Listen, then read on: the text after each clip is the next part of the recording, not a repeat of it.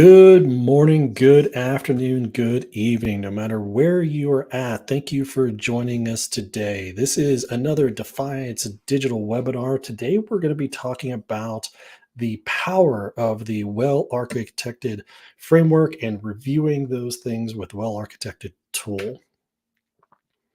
We're going to talk about what it is, why it matters, and how you can best leverage things to make sure that your workloads are functioning well. My name is Matthew Bonig. I'm the Chief Cloud Architect at Defiance Digital. I am an AWS DevTools hero and a co-author of the CDK book. And today I've got a very special guest, our very own Michael Gray. Michael, welcome to the show. Can you introduce yourself to everybody? Absolutely. Thank you, Matthew. I'm Mike Gray. I'm a senior cloud engineer here at Defiance Digital. DevOps and automation is usually where I spend most of my time at work, and at home, spend a lot of time working on voice AI, open source voice assistants, and things of that nature.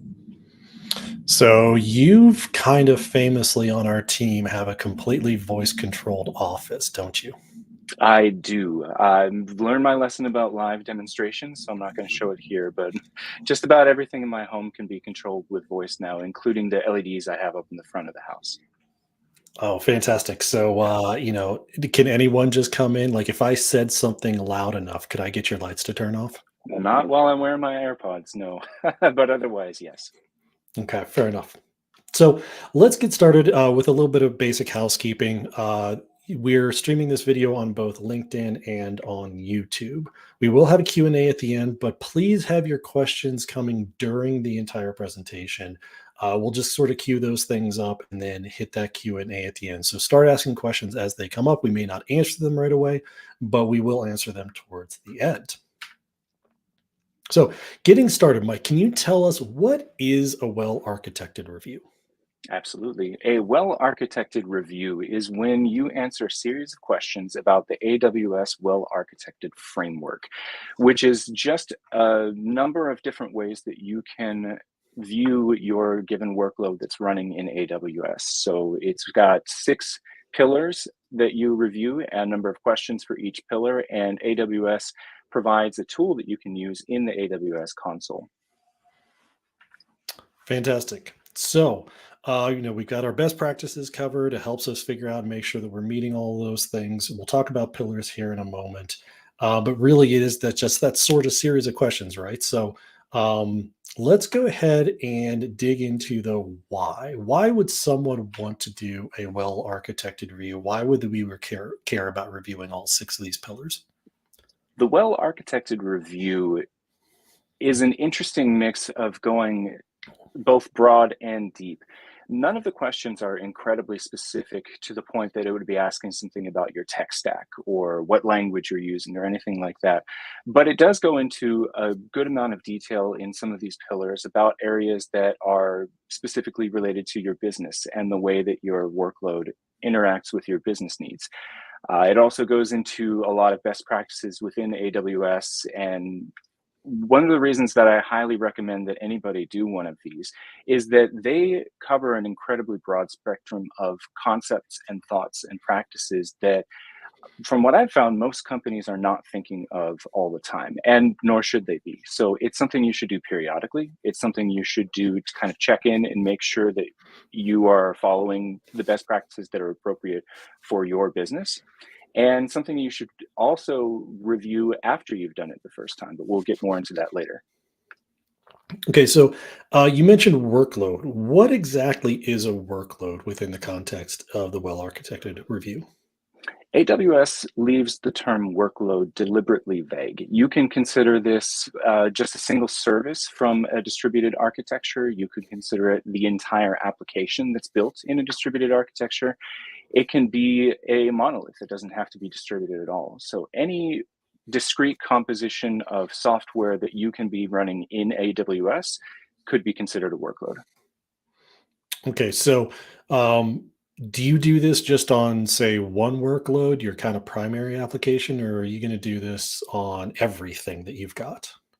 That depends on how much time you feel like spending on it. I would probably recommend that if you've never done one of these before, you should pick one of your workloads that is integral to your business, with the primary workload that you're running, and get those questions answered on that workload. If you find it valuable and you can spare the time with all of the appropriate stakeholders, do it again with another workload, or broaden the scope from maybe a more narrowly defined workload to a larger piece of it, where maybe it's a couple of different pieces of software interacting with one another.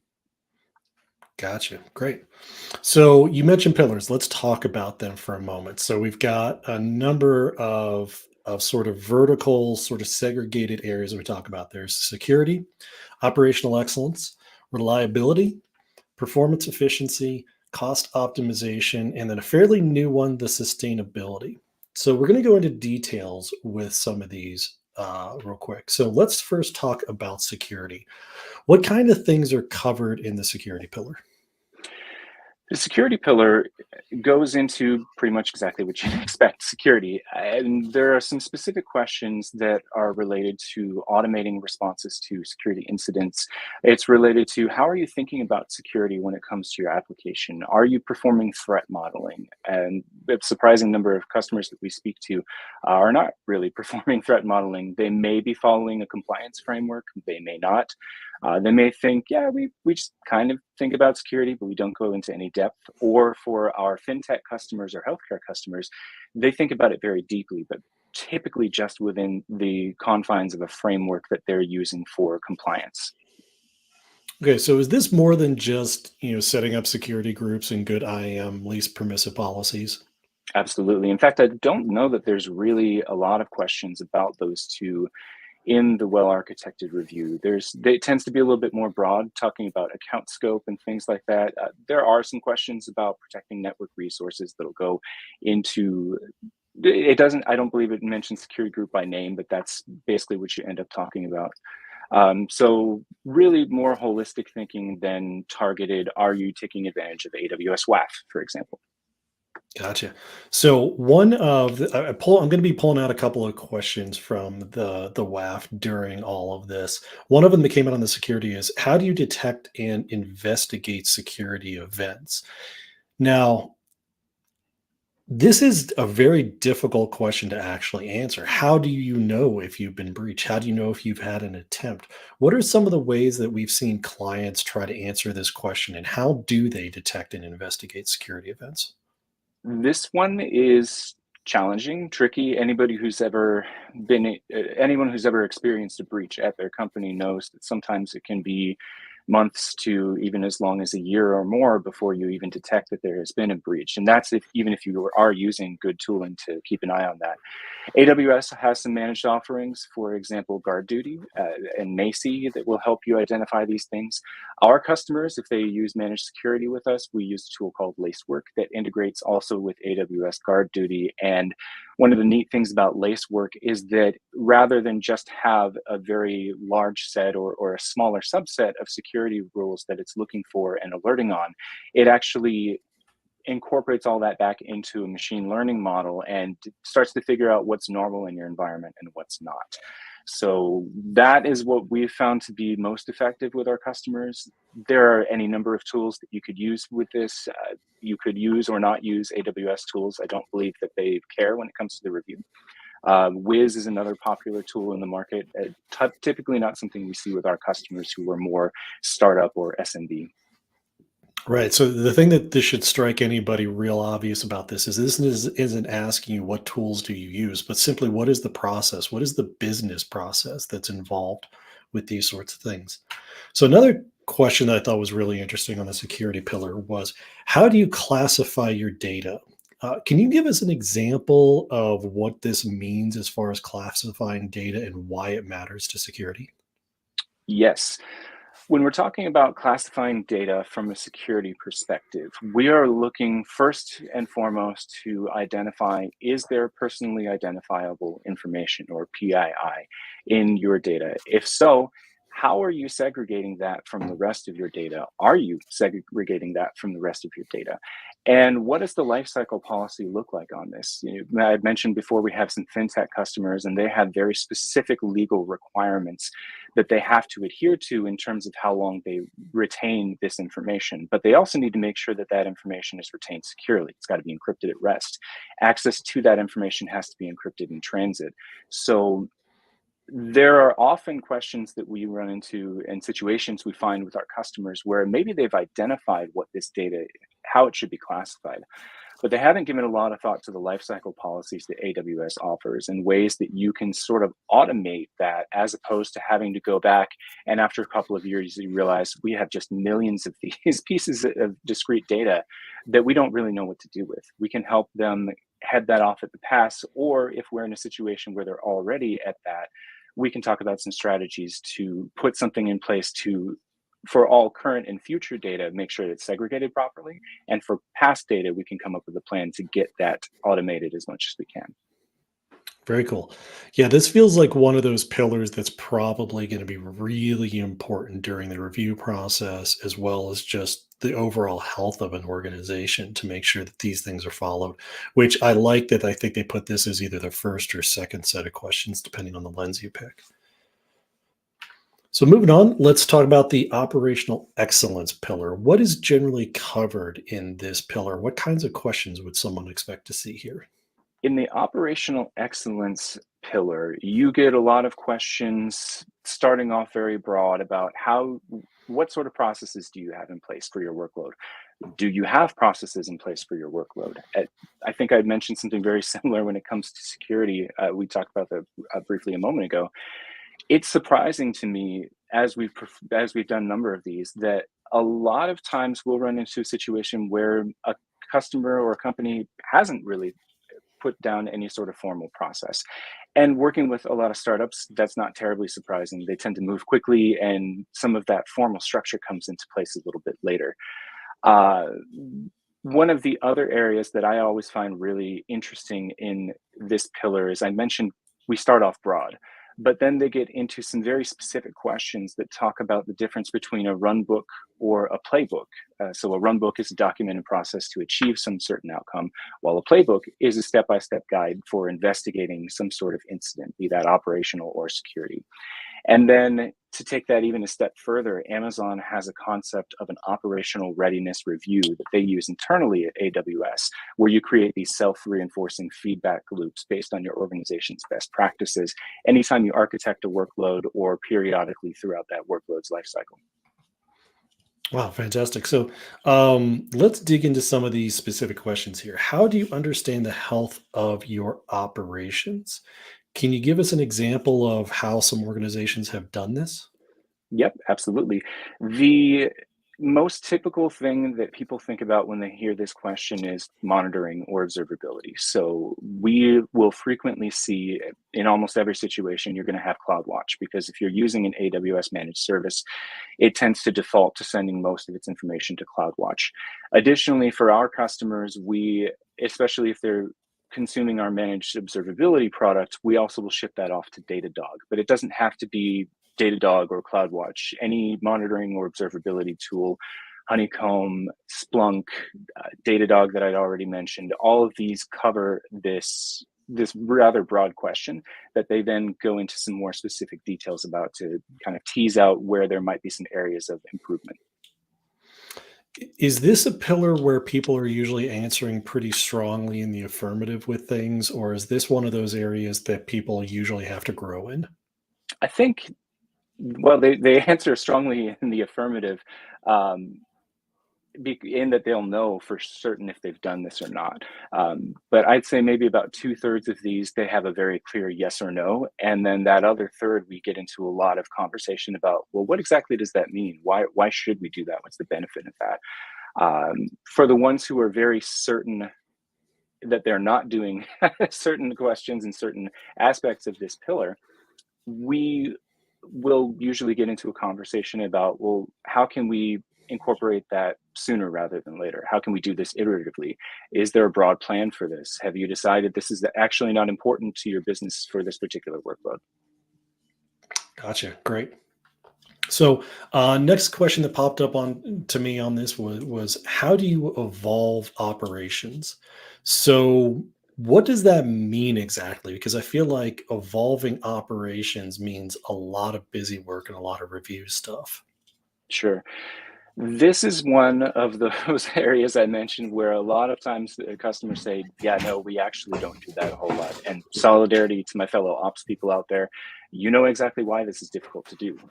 As soon as you've dealt with one incident, there's usually another one right on its heels, or you're working on any number of other things, whether that's something greenfield or doing some sort of migration. There's always work to be done here.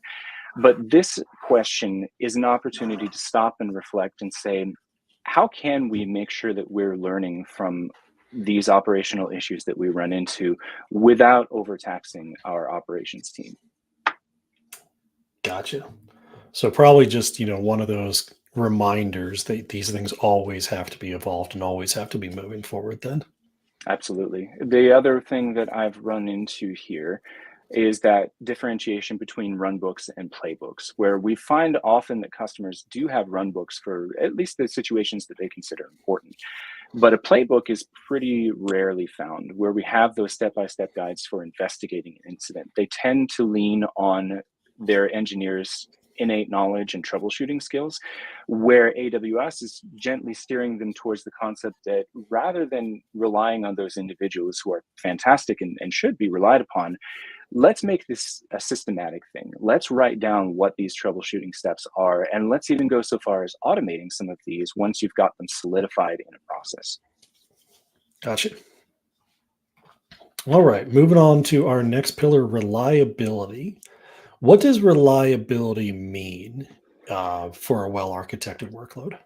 It is just about what you would expect. Here is an area we talk about disaster recovery. We talk about high availability. We talk about load testing. They even have some questions about chaos engineering in here, which usually gets some sort of reaction from the customers we do this with, whether it's a chuckle or an eye roll or, oh yeah, we do that. We're all over that. Accidental chaos engineering in some cases. Sometimes, yeah. All right. So in this case, this question of how do you monitor workload resources? Now, this feels a little redundant compared to what we saw in the last pillar around monitoring and observability. How do you think this question differs? Sure. I think this question is different from operational readiness because we're now looking at monitoring the workload from the perspective of keeping it up, keeping it running in case of unexpected incidents of some kind, whether that means that backhoe is torn up some more fiber outside one of AWS data centers, which don't think happens too frequently, but it does happen occasionally. And as opposed to something where you might have, say, alarms on certain types of logging from your application, we're now looking at, hey, what's happening in terms of connections? How many connections are we receiving, and how many do we believe that the application can take on this before maybe we need to spin up new resources, whether manual or automated? Gotcha.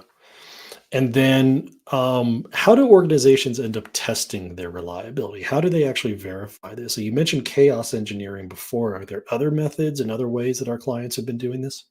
Absolutely. You asked how they end up doing this, and I think the brief answer here is infrequently. We probably are all not doing this as much as we would like to, or as much as we feel we should. But when we're talking about reliability testing, we're saying, are you performing any validation that your HA is working as expected? Because AWS actually makes it very easy to run workloads across distributed data centers and AZs. But I think that's a little bit of a trap, because it makes it so easy to do that you assume, oh, this is just going to work when the time comes that an incident arrives. And we found that's not always the case. So performing periodic tests to ensure that the application is going to do what you expect in the event of an incident is incredibly important. And then the same thing for DR testing. That is something that every time I've done this, the person that we've done it with kind of hangs their head a little bit, and they says, "Yeah, we should do this more often." Yeah, this feels like one of those areas that's going to see a lot of sort of answering in the negative, like, no, we don't do enough. We need to do more. We need to do more. And this is, I feel, an area that we've been spending a lot of time with our clients lately is how do we ensure that your application is actually up and running at all times? We don't see a lot of outages with AWS, but it isn't necessarily an infrastructure outage that we have to compete against for these reliability issues. It's application outages, it's data corruption, it's other things like that along the way too. So, Sure, or all even right, moving on architecture to that's even architecture that's not designed to withstand this robustly. Yep. All right. So performance efficiency, those are two interesting words to mix together. Can you describe what performance efficiency is going to mean in this case? In the case of performance efficiency, these are questions that are centered around how are you choosing the appropriate cloud resources and patterns for your workload? How are you handling data? How are you deciding which services to use for data? How are you choosing compute workloads? And it doesn't just say, it's not incredibly prescriptive advice. It's more, what's your process to be able to choose, say, Lambda versus EC2 versus a batch workload or any other options that we have here? Gotcha. All right. So one of the questions, you kind of highlight, you're hinted at this. How do you select resources? Mhm. So I've got a Docker image that I've built that represents my application. Isn't there just kind of one way to run this? Why do I have Uh, to actually worry about selecting these things? there are famously many more than one way to run containers in AWS, depending on who you ask, anywhere upwards of pushing 20. So it's really asking, how do you evaluate those things? Do you reach out to a partner and ask? Do you have in-house expertise? Have you evaluated the strengths and weaknesses are of each of these given container operation platforms, these compute platforms? Are you looking for something that has a lot of flexibility and scalability? Are you looking for something that's easier to operate? Are you looking for something that runs periodically? All of these sorts of questions are things that you need to be asking yourself when you're choosing resources. And I think we do see customers are generally pretty good at this. And one way that we offer value as a partner when we conduct these reviews is maybe mentioning things that they're not aware of. We have that expertise in AWS where they may not, it's not a business priority for them to be AWS experts. And that's why they bring in a partner to help. Yeah, I mean, I think AWS is north of like 150 services at this point, and as you said, Docker by itself, there's probably, I think, 18 different ways that you can run them between Elastic Beanstalk, Lightsail. You've got obviously Kubernetes, my preferred method for any Docker container. You got ECS, you could run them on EC2 instances. So, Yep. selecting these resources isn't as simple, I think, as what's the easiest way to get it running. It's how does this thing perform well for us from a price perspective, long term as well. Sure. And then somebody in the chat mentioned too, we have Lambda as an option now, where a couple of years ago, that wasn't a way to run a container. Yeah. Yeah. Lambda, ECS, Fargate, App Runner. Yeah. They're all capable. And actually, Lambdas are a great way to run containers, assuming you have a fairly quick workload to run. Mhm. All right. So our cost optimization pillar. Isn't this more than just looking at Cost Explorer and just seeing where your money's at and turning off resources? It certainly is. It feels a little strange to be talking about cost optimization in today's market climate because everybody's already thinking about that. They're saying, how can I decrease my bill? What can I do about this? And despite everybody having some degree of cost awareness, AWS does offer a surprising number of specific strategies and recommendations in the well-architected framework review on how to evaluate this and how to consider what is the best solution for this particular workload. There's never going to be a one size fits all solution. It's always going to depend on what your application needs to do and whether the cost is something that is baked into your business model. If you get to a point where you can very discreetly measure, if I see this much of an increase in traffic, I get this much of an increase in revenue, it becomes very easy to say, yeah, we're going to just auto scale this. We have that makes perfect sense to us because we have this one-to-one relationship. But having that conversation, determining what that looks like, we're finding is not as common as we might expect.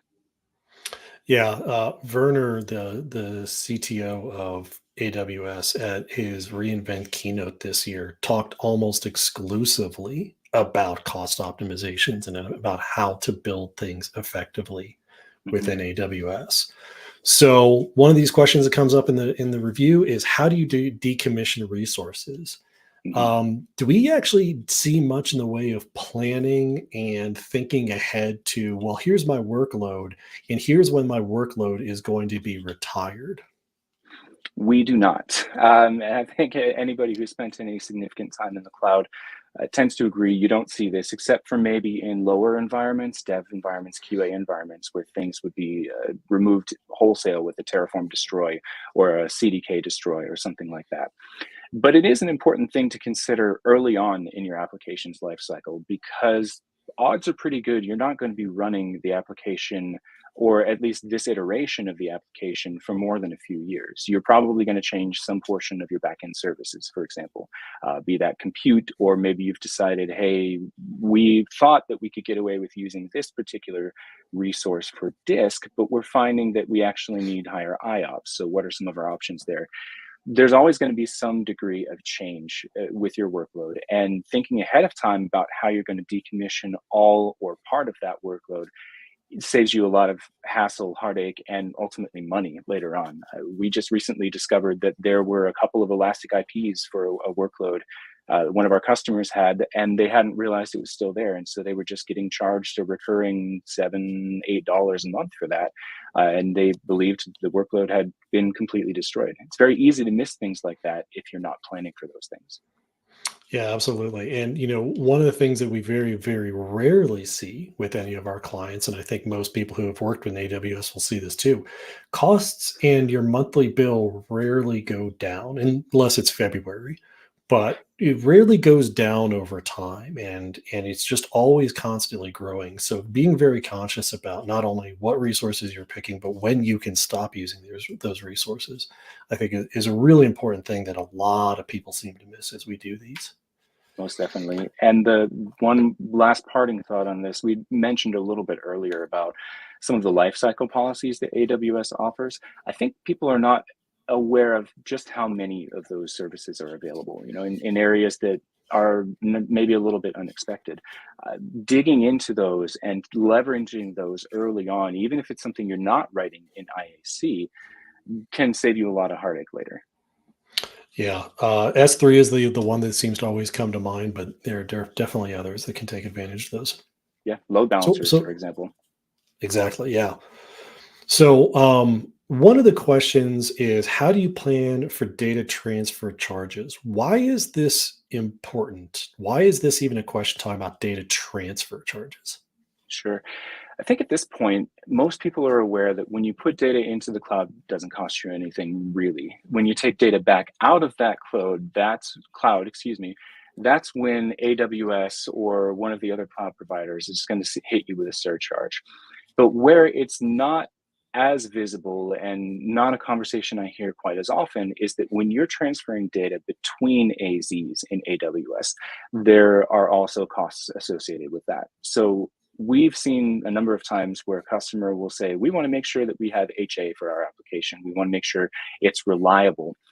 But they're not aware necessarily that that AZ transfer charge exists. So they create a very reliable architecture that now has become proportionally expensive. And that wasn't something that they had planned for. So this is an opportunity. And the reason why it's in the cost optimization pillar is that you can discuss those things. You can have that conversation and say, well, there are degrees of reliability here. You can have an application that leverages all of the different options that AWS has for reliability, but it's going to cost you. There's always going to be an increase in the cost that comes with that. And you have to decide for your workload, for your business, is that cost worth it? Or can we get away with maybe a slightly lesser degree of reliability for whatever your workload is?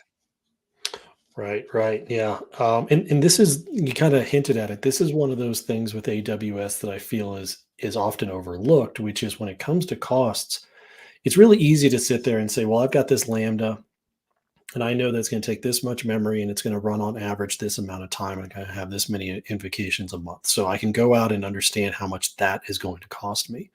But Mhm. what's not immediately obvious is, well, what are the CloudWatch costs going to be for logging all of the information from that Lambda? And if this is a Lambda that does a lot of data processing as part of, say, an ETL process, those things can add up as well. We recently had a customer who had been using DynamoDB and for DR reasons was replicating his tables over into a separate region. Mhm. And we made the decision to go ahead and shift him from a capacity planning model to an on-demand model because of the throughput we were seeing. And not only did we see the DynamoDB costs go down significantly, we also saw CloudWatch costs, which were actually larger than his overall DynamoDB costs. Those plummeted as well because we no longer had to have alarms on all of these tables for the auto scaling functionality that was required. So one small change, and we saw a massive, massive improvement in price and no discernible difference in performance or capacity at this point. So it's one of those things that I think has been traditionally overlooked in a lot of architectural decisions, and I'm willing to bet that this year almost every one of our clients comes to us and says, how do we reduce our costs? How do we optimize these things? And this is going to be a really important pillar to be able to go through and do all that. Yeah, I think most of them already have at this point, but the ones who haven't, we'll be hearing from them soon. Well, so the last pillar is a fairly new one called sustainability. What does sustainability mean to the average AWS user? I don't know that I can answer that question in a whole lot of depth.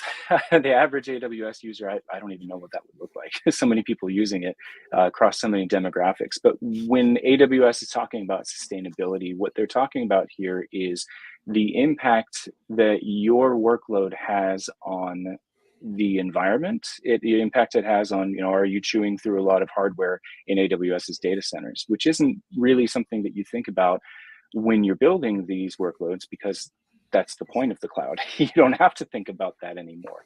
But AWS does, and they need to make these things predictable and have capacity planning and make sure that they have the capacity, especially in regions that are maybe not used as commonly. And for a number of larger companies, especially, sustainability is something key and core to their business model, where they've made a commitment to do things that are environmentally low impact. Gotcha. So one of the questions that comes out of this during this pillar is how does your organization sorry, let me start over. How does your organizational processes support your sustainability goals? Yeah, I'm reading that right this time. Do we see a lot of people even being able to answer this question, or is this one of those that they say this question doesn't apply to me? It's every time that we've done this, they've said it doesn't apply. It's not something we think about. And it's not that they don't care. It's not that it's not something that they consider important, but from the perspective of their business model, it's not a driving force. It's not something that really impacts their decisions. Now, that's a function of our customers tending to be startups, small, medium business. Once you start working with customers that are at more of an enterprise level or even mid-market level, where again they're making these commitments to their shareholders and to their boards, these questions become a lot more relevant. But for the smaller companies we run into, often they just say, I mean, we try, but we don't give it a lot of consideration. Gotcha. Well, that's fair. Hopefully someday they get there as well. Sure. All right, so One let's One yep. thing I do want to point out, though, that we found interesting, all of our customers we've done this with have dismissed these questions because it's not something relevant to them.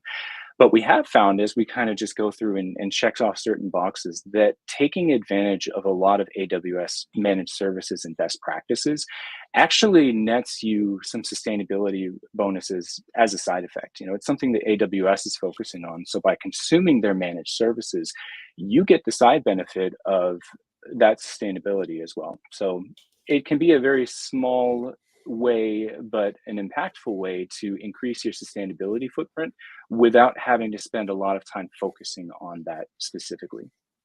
Gotcha. Yeah, a Lambda function is probably going to be a lot more sustainable than an EC2 instance. All right, so we're going through and we're talking about all of this, but what is a lens? What do we consider lenses important in this process?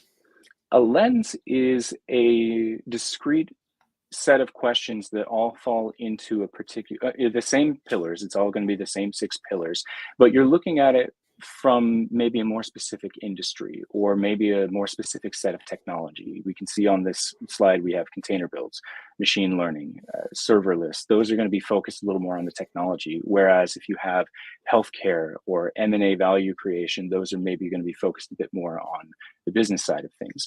It all still fits within those 6 pillars. It's still part of the well-architected framework, but the questions are now targeted to something that may be more specific for your workload.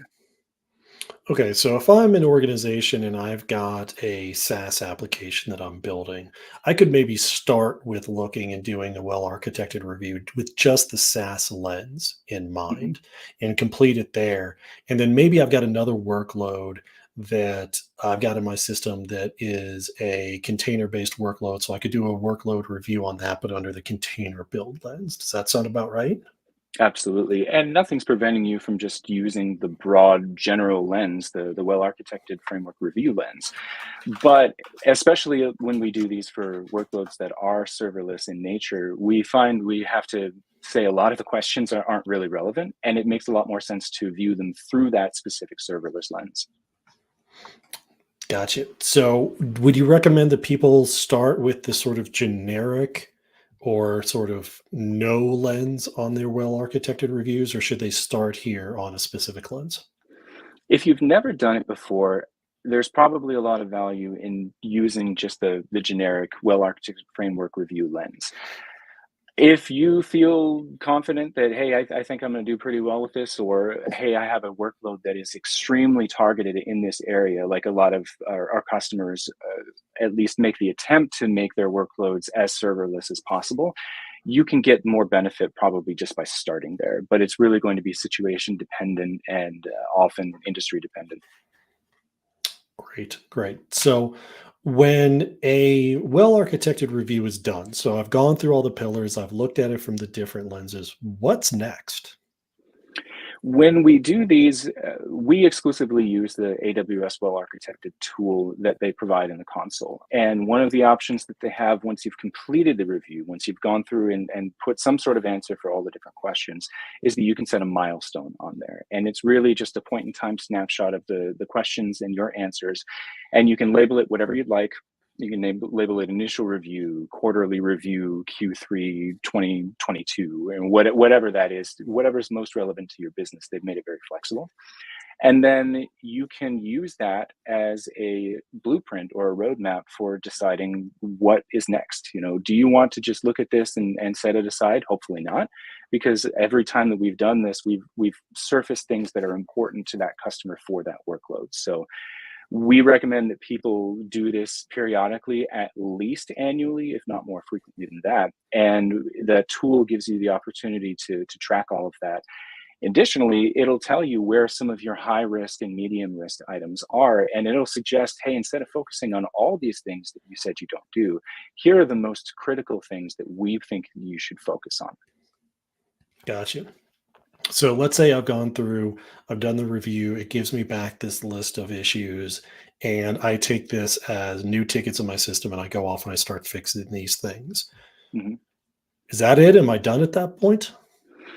Well, you fix them. That's probably the most important thing. But you do also want to go back through and, you know, once you've set that initial milestone, go through and check off that box so that you can keep a track of it and make this something easy for you to review in the future, re-review exactly as it says on the slide. Fantastic. All right. So I think that kind of covers it. You know, we have this process we go through, we work with our clients, we work with anyone who's wanting to do a well architected review. We get these things answered, we find those gaps, we come up with the remediation plans, and then we continue to track this over time. Mhm. Um, Anything else you'd like to add about it before we head over to the Q&A section? Yes, back to lenses. We talked about AWS offers all of these different lenses that you can use to review your workloads. Something we forgot to mention is that they also have a custom lens. They'll let you craft your own Hmm, questions for this. So all again fitting within those 6 pillars. But if you've decided, hey, we're kind of a mix here, you know, we like certain things from this lens and we like things from this lens, it will allow you to combine those into your own custom lens that you can use to evaluate your workloads. Or if you decide, we like these broad categories, but we actually don't like any of the questions, you can create your own.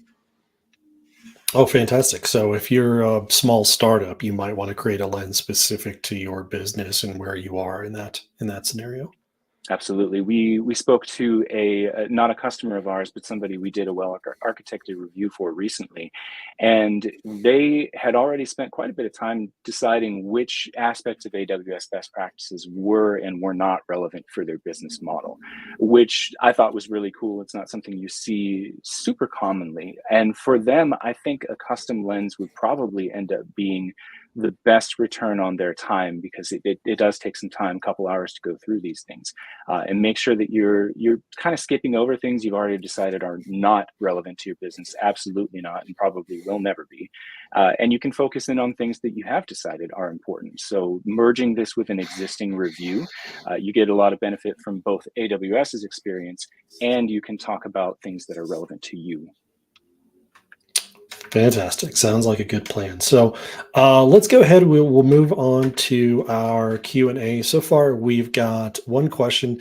If you're listening in, you've got other questions you'd like to ask, now is the time, because if I don't see a new question pop up here in a moment, we're just going to go ahead and end this thing. So the question comes from Veteran, and he's asking, in which pillar do you see AI making the biggest impact in the near future? Do you want to take this one first, or do you want me I to don't know. jump in? You're more the AI guy than I am. I'm trying to avoid it like the plague, but you seem to be much more interested in where it's going right now. I think it's exciting, and there's some promise. Maybe not the promise that a lot of people are saying is there, but there are situational use cases here. I think in terms of the biggest impact, sustainability is probably going to come to the forefront here pretty rapidly. When Bitcoin had its first major rally, well, not first major rally, but the major rally before the current one, there was a lot of criticism about the amount of energy that people were consuming to mine Bitcoin. And what you don't hear a whole lot about is that you consume equally or more the amount of energy to run a lot of these large language models as you would mining Bitcoin. Perhaps not Very as expensive. persistently, but the sustainability aspect of this, I think, is going to become a larger part of the conversation sooner. And security is also something that is just now starting to get some traction, where people are realizing there's a lot of ways that you can embed backdoors, or have some sort of way to get the model to perform what appears to be normally for a period of time, but then you can activate it with a particular prompt, so now it starts doing something malicious. And because so many customers and companies are doing this on their on-premise network, or deep inside of their AWS infrastructure using Bedrock, for example, but they've got it connected to their VPC, these sorts of attacks, I think, are going to become much more common and much more prevalent. And it's not something I see a lot of people discussing in depth. I see people acknowledging the risk, but then not having a specific plan to mitigate that risk. Yeah, I agree. So, you mentioned security specifically. The Lacework that we use for our security monitoring tool, they've been building AI into their monitoring, and it's been fantastic for us to sit there and be able to very easily discern what are the abnormalities that are occurring within our clients' accounts in their networks. Mhm. And I think we're just going to see that continue to grow, because constantly monitoring and trying to stay ahead of these things has been tough, has been historically very difficult within our industry. Most definitely. All right, I think that is it for the Q&A, just the one, no worries.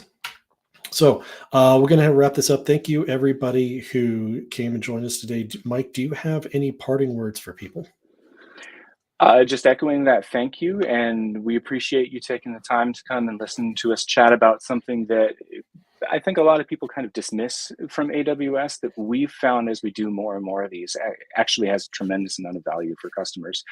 Even if the first couple questions, say you open the tool and the console and say, oh, I'll go through a little bit of this myself, it seems a bit vague and maybe unhelpful right away.